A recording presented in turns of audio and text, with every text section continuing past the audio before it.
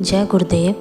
गुरुदेव कहते हैं, आप जितना बाहर के सुख की इच्छा छोड़ते हो उतने ही सांसारिक सुख आपके पीछे दौड़ते हैं।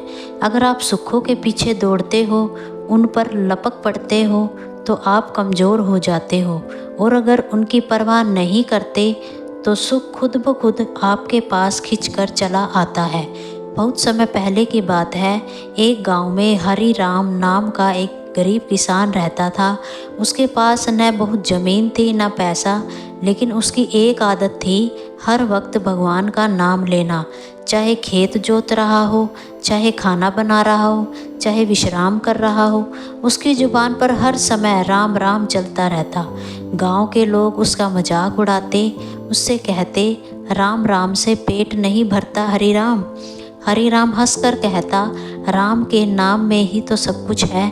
एक बार गांव में भयंकर सूखा पड़ा, सारे कुएं सूख गए, फसलें बर्बाद हो गई।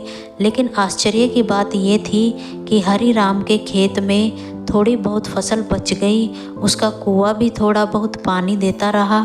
गांव वाले हैरान हो गए, पूछने लगे, हरि राम तूने क्या जादू किया? हरि राम मुस्कुराया और बोला, मैंने तो कुछ नहीं किया, बस राम का नाम लिया।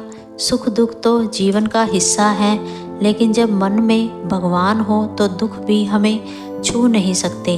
धीरे धीरे लोगों की समझ आने लगा कि हरि राम के पास जो सुख है वह बाहर का नहीं, अंदर का है। भक्ति का सुख, आत्मा की शांति।